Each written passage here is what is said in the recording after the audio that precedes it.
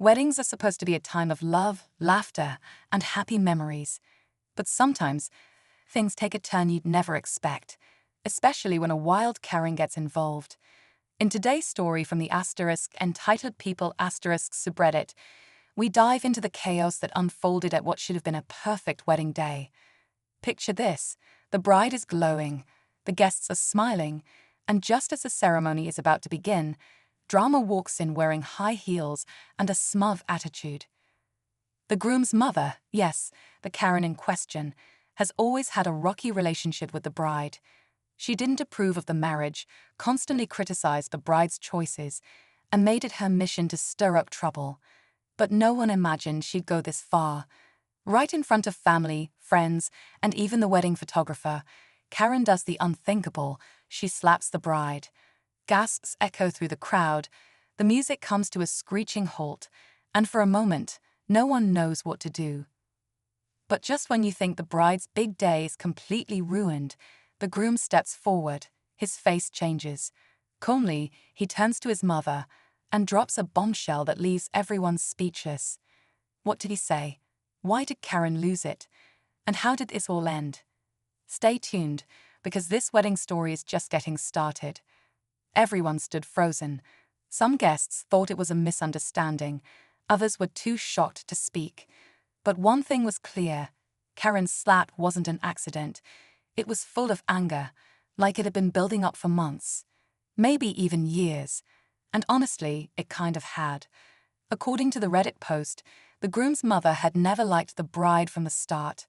She thought the bride wasn't good enough, accused her of being controlling, and even tried to convince her son to call off the engagement more than once.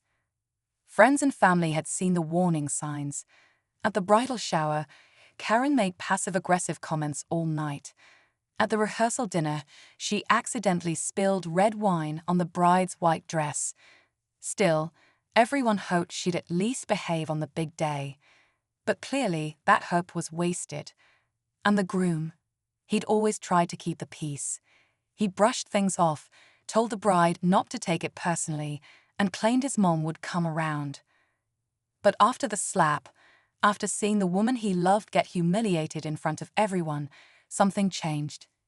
He looked his mother dead in the eyes, and what came next? No one saw it coming. What was this secret he'd been keeping? And why did it hit Karen harder than her own slap? The groom's voice was calm, but you could feel the weight behind every word. He didn't yell. He didn't make a scene.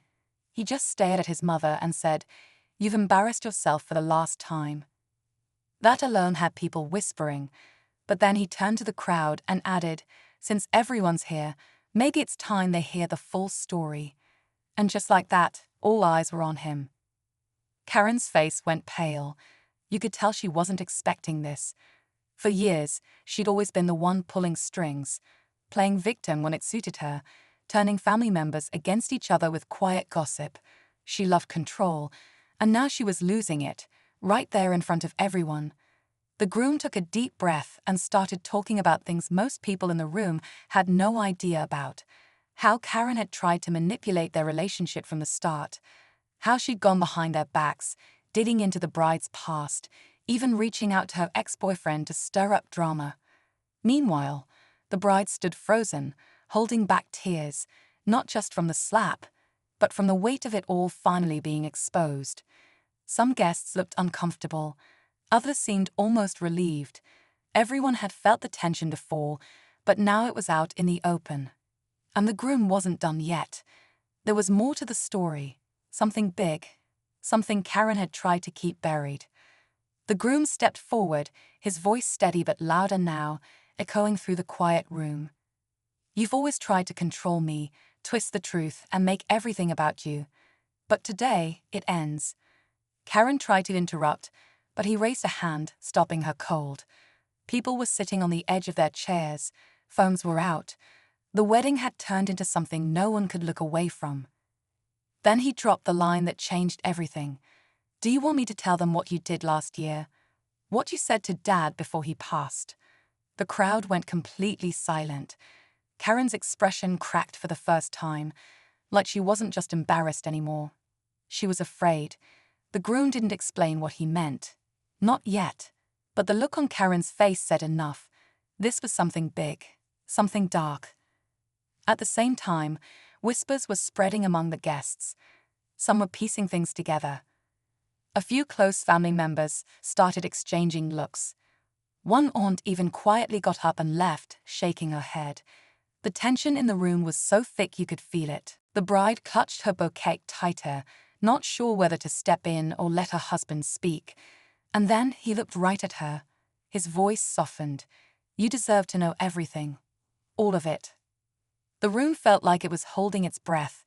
The groom turned to his bride, gently took her hand, and said, "I didn't want to bring this up today, but after what just happened, you deserve the truth." Everyone leaned in, waiting for him to finally drop the bombshell. But then he didn't. Not yet. Instead, he shifted his attention back to Karen and added, "If you say one more word, I swear I'll tell them everything. About the letter. About the will." Karen's eyes widened. That one word, asterisk will asterisk, set off a ripple of whispers. The bride looked confused. "What letter?" she asked quietly. The groom squeezed her hand and said, "My dad left something behind. Something my mother never wanted me to see." Turns out, a few weeks before his father passed, he'd written a letter, a confession, and a warning. The groom only found it by accident, hidden away in an old book in the attic. It revealed things no one in the family saw coming. Karen had been hiding something for years, something about money, property, and more importantly, someone else. A name that didn't belong in their family. Before he could finish, Karen suddenly shouted, "Enough." Her voice cracked, full of panic. But it was too late. The damage was done. The groom looked her in the eye and said, "They deserve to know who you really are." The room was silent, every guest frozen as the tension finally hit its breaking point. The groom pulled a folded piece of paper from his jacket pocket, old, creased, and clearly handled many times. "This is the letter," he said. "Dad wrote it before he died. Karen made sure it never got to me, but I found it. And now, everyone's going to hear what he wanted to say." He read aloud. The letter spoke of love, of regrets, but then it took a sharp turn. Their father had discovered that years ago, Karen had forged documents to gain control of the family assets. She'd manipulated power of attorney when he was sick, cutting out other relatives, even hiding funds meant for her son's future. "And worst of all, you mentioned a name. A woman. I forgive you for what you did to my first wife," the letter said. A gasp rolled through the crowd. The bride looked stunned. The groom paused, then said quietly, "He was married before my mom, and she never told anyone. She made him erase it. But there was a child." That final twist hit like a wave.